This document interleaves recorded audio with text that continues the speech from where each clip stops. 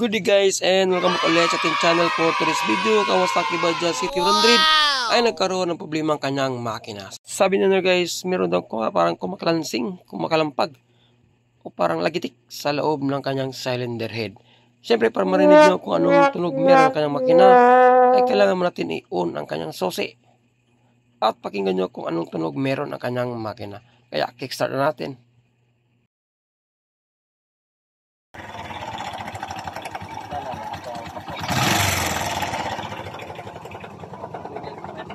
Tapes ka muna.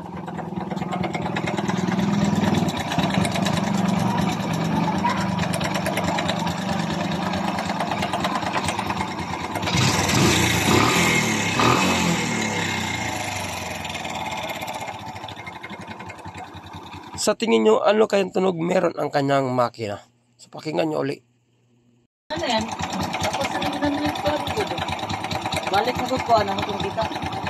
Ano balik ko kasi. So, baba na yung kabulan ng para sa akin yung tunog na yan ay timing chain. Kailangan matanggalin natin ang kanyang dalawang bolt sa takip ng kanyang timing chain guys, para ma-confirm natin at maklaro kung nagkaroon na ba ng pag-inat o pagbitay sa kanyang timing chain. Kaya nagkaroon ng ganyang ingay meron ang kanyang makina. So kapag matanggal natin dalawang bolt na yan, pwede natin sikwatin ang takip ng kanyang timing chain. Medyo minute-minute po ang kanyang motor guys, no? Kaya mahirapan tayong hawakan ang kanyang takip. Kaya sikwatin lang natin. Ayun, nahulog pa. So check na natin ang kanyang timing chain. Yun guys, oh. Klarong-klaro. Meron na talaga ang pagluwag o pag-inat ang kanyang timing chain. Dito sa left side, medyo di masyadong malata guys, no? Pero ito sa right side talaga, yun, no? Yung tensioner toaster natin guys ay di na masyadong nakatulak, no? Kasi guys, meron na talaga ang pagbitay ang kanyang timing chain. Kasi kapag naka-full adjust ng ating tensioner toaster, kasi yan po ay self-adjust, ang ating timing chain ay magkaroon na ng paglaylay. So, mean to say, kailangan natatataga yung magpalit ng timing chain. So, sa video ito guys, pakita ko sa inyo kung paano magpalit ng timing chain ng Kawasaki Bajaj CT100. Loads, Pops, Idol. Anong mangyari sa ating motor kapag hindi natin pinalitan ng timing chain? Una-una guys, magkaroon tayo sila ingay, no? Parang clansing. Habang patagal ang ingay na binulot ng ating timing chain, palaki naman ang kanyang pagbitay o paglaylay. Kapag pinabayaan natin ang sitwasyon ng ating timing chain na nagkaroon ng paghaba o pagbitay, maaaring lulundag ito sa kanyang cam sprocket. Kapag lulundag, magkaroon ng pag-wrong timing sa ating balbula. Maaaring mapuputol ating balbula, matatama nating mapiston, at magkaroon ng problema sa ating combustion chamber. Kaya mahabang maaga pa, kapag nagkaroon na ng ingay, ipacheck nyo agad sa mga mekaniko ang inyong motor. Para masimulan natin trabaho guys, ay kailangan baklasin muna natin ang kanyang magneto cover. Since na-confirm natin na meron na talagang problema ang kanyang timing chain, kung bakit nagkaroon siya ng kanyang klaseng ingay. Unay mo yung tanggalin ang kanyang change pedal, meron siyang 6mm na bolt. Kapag napanood nyo itong video na ito guys, is kaya na mag-DIY, no? Ang problema lang kung meron kayong pang tanggal na magneto, dyan kayo mahihirapan. Kung wala guys, is maaari kayong manghiram sa mga kakilanyong mekaniko or sa mga shop. So yun, medyo pinahirapan tayo sa kanyang change pedal. Kasi first time na pong nabaklas ang kanyang makina guys. Kaya virgin na virgin pa ang mga bolts sa kanyang makina. So next, tanggalin natin ang lahat ng mga bolt na makita natin sa kanyang crankcase cover. Kung ikaw ay bago pa sa ating channel, kung sa tingin mong video na ito na ginawa ko ay malaking tulong sa pagsayos at pag-resolve ng iyong motor, sana ay huwag mo kalimutang mag-subscribe sa ating YouTube channel at pakipollow na rin sa ating Facebook page. Maraming salamat po sa inyong pagsuporta. Yan, natanggalan natin ang kanyang mga bolt. Next, tanggalin natin ang kanyang crankcase cover. Dito na natin makita ang kanyang magneto. Sa kanyang magneto is meron siyang nut na 14mm. So, ang gamitin natin ay 14 na socket. Kapag maluwagan na natin ang kanyang nut, tanggalin na natin guys. At next, ilagay na natin ang ating puller. Ang puller natin gagamitin ay TMX type na pang counterclockwise ang paghigpit ng ating puller. So, kabaliktaran po ang kanyang paghigpit guys, pa counterclockwise. Before natin tuluyan tanggalin ang kanyang magneto, ay papakita sa inyo guys kung ano ang timing ng ating magneto. So nakita nyo ang arrow na yan at guhit na yan, yan po ang kanyang timing mark. Yung may letter T na yan. At the same time, yung guhit sa ating camshaft sprocket at arrow din sa ating makina, yun o, nasa taas na yan. Dapat po nagka-coincide na yan. Yan po ang tamang timing ng ating camshaft sprocket. Ito po ay napakahalaga. Lalo-lalo na sa mga nag-DIY, no? At baguhan pa lang sa pagbaklas ng Kawasaki Bajaj CT100 sa kanyang timing mark. Para kapag nag-assemble kayo at nag-bart ng timing chain, ay alam nyo na kung ano ang tamang timing ng ating magneto at camshaft sprocket. So, pwede natin tanggalin ang kanyang magneto guys. Gagamit muna tayo ng adjustable para pang depensa na hindi iikot ang ating puller. Siyempre, kailangan natin siyang higpitan para hindi magkaroon ng pag-slide sa ating thread ng ating magneto. Tapos, kapag goods na at mahigpit na ang ating puller, saka natin ilagay yung stud bolt niya na malaki o bolt sa gitna ng ating puller. Since 17mm po ang ulo ng ating bolt, kailangan gagamit tayo ng back wrench.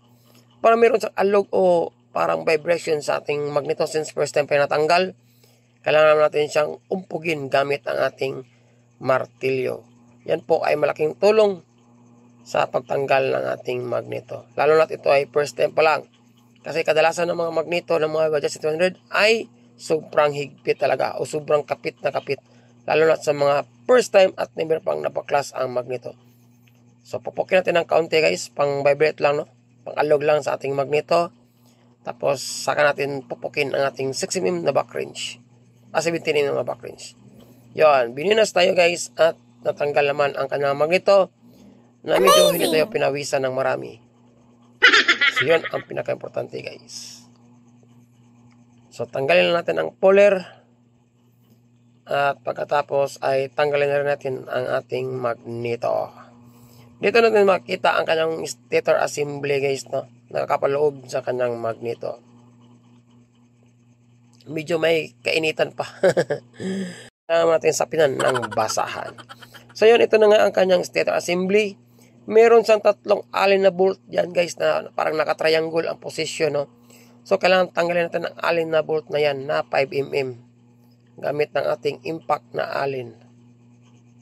So ito yung medyo may kahirapan guys, no, na kasunod ng ating magneto. Kasi nga, since never pa ito nabaklas, maaring kapit na kapit ang kanyang backplate. Ito yung kadalasang problema na ma-encounter natin sa Bajaj CT100. Ang kanyang stator assembly. Kung paano natin baklasin ang kanyang backplate na hindi natin masisira ang mga bahagi ng mga pisa nito. So meron tayong mga technique guys, no, mga tips, mga simple lang pero epektibo. Since itong motor nito ay never pang nagalaw at tayo pa ang unang nakagalaw. So ito lang gawin nyo guys, no. Kuha lang kayo ng mga flat screw. Maliit. Tsaka malaki. Rin ko ng flat screw available kayo. Tapos unti-unti nyo siyang galawin. Na huwag nyo lang pilitin guys. Basta habaan nyo lang ang pasensya nyo. Bawat kanto, galawin nyo lang siya. Kasi bilog po ang backplate ng ating Bajaj CT100. Okay. So kapag gumalaw na yan guys, yan po ay palatandaan na tulad yan. Diba? Gumalaw na siya, umiikot na siya. Palatandaan niya na maaring matanggal na ang kanyang backplate. Basta habaan nyo lang pasensya. Huwag nyo lang bilisan. Ang importante isip natin mabaklas ang kanyang backplate. Since gumalaw na siya, may tendency na ilang minuto ay matatanggal natin ang kanyang backplate. So dito na guys, no, kailangan natin gagamit ng vice grip para mahila natin ng konti palabas ang kanyang backplate sabay sikwat ng flat screw. Yun. Yan ang mga sikretong malapit natin kung paano natin tanggalin ang kanyang backplate na hindi tayo makadisgrasya sa kanyang stator assembly. Tanggalin natin ang kanyang neutral wire guys, indicator. So ilagay mo natin at isang tabi mo natin ang kanyang stator assembly. So makita natin ang sitwasyon ng kanyang timing chain. Since meron ng paggalaw sa ibabaw, i-check din natin dito guys. Kasi dito sa part nito ay dapat ang timing chain is magalaw din. O meron din pag-inat. Yun o. Kita nyo guys. No? Gumagalaw ang kanyang timing chain. Indication na yan na meron talagang problema ang kanyang timing chain guys. Para mabunot natin at mapalabas natin ang kanyang timing chain, kailangan natin Tanggalin ang dalawang bolt sa ilalim ng kanyang timing chain guys. Yung parang plate na nakapatong, kung saan nakapatong ang ating timing chain. Luwagan muna natin ang bolt sa kanyang camshaft sprocket.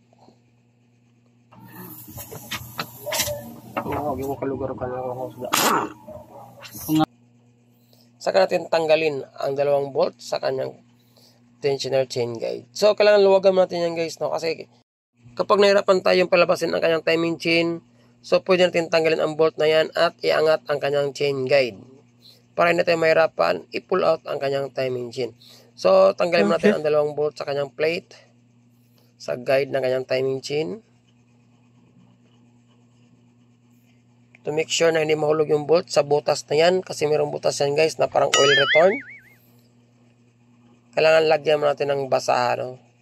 Para hindi mabirya ang ating trabaho. Baka mahulog pa yung bolt na yan sa ilalim.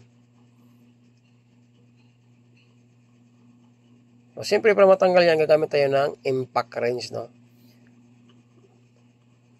Yung legendary tools natin. So, yun. So, pwede natin tanggalin ang kanyang bolt. Medyo maigpit pa po ang kapit ng ating timing chain, guys. Para hindi tayo mahirapan sikotin yan, kailangan nating niluwagan ang kanyang tensioner tosser. So, sa pagluwag ng kanyang tensioner tosser, guys, kailangan natin tanggalin ang takip ng 16mm na bolt. So, ang pag-ikot ng ating tosser, guys, ay pa-clockwise. Pakyat. Para yung timing chain is meron na siyang paggalaw sa loob ng ating block. So, clockwise po ang paangat ng ating tosser. So, kapag may angat na natin yan, gamit ang malit na flat screw, saka natin sikotin ang kanyang timing chain. Kasi hindi natin mahirapan guys sa sikotin niya kasi wala nang tumutulak sa kanya. Yun, di ba? So, depende na sa inyo kung pwede nyo sa taas ipadaan yung timing chain, pwede din sa ilalim. Depende kung saan kayo komportable. So, dito sa video na to guys, sa ilalim ko siya napadaan, no? Since nahulog na rin ang ating timing chain. Mahirapan tayo sa part na yan, palabasin na kayong timing chain. Kaya ito na yung time para tanggalin natin ang bolt ng kanyang chain guide. Para may angat natin ang kanyang chain guide ng kaunti. Para hindi tayo mahirapan pang i-pull out ang kanyang timing chain. So, medyo nagkaroon ng pag-aberya dyan guys, no, sa pag-pull out natin ang kanyang timing chain. Kaya, kailangan natin luwagan ang kanyang chain guide o tanggalin ang bolt ng kanyang chain guide. Maninigurado na naman tayo guys, before natin tanggalin ang bolt ng kanyang chain guide, kailangan natin takpan ang butas sa gilid. May butas kasi yan nga guys, no? Sure lang natin na hindi mahulog yung bolt. Mahirap na, makabirya pa ang ating trabaho at mababawasan ang ating oras. Yun. Sure na sure bolt tayo dyan na hindi mahulog. So, pwede natin iangat ang kanyang chain guide pataas. Try lang natin kung mabunot ba natin guys. Medyo mahirapan tayo, no? So, iangat lang natin pataas yan. Para meron tayong allowance sa pagbunot ng ating timing chain. Para may pull out natin sa kanyang sprocket, sa kanyang crankshaft. So, dyan, medyo naangat na natin ang ngipin ng kanyang roller.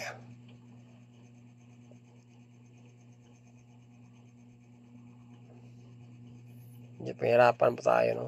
Sa mga tanong kung ano ang sukat o haba ng timing chain ng ating Bajaj CT100, gagawa natin ng video yan guys. Kasunod, kapag matapos na natin ma-upload ang video nito. So, ito yung timing chain, no?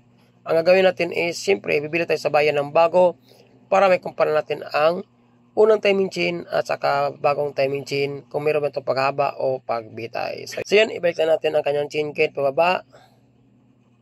At siyempre guys, abang-abang na lang sa part 2, yung pag-assemble. Kasi bibili pa tayo sa bayan. Maraming salamat at siyempre sa next video. Ride safe. God bless.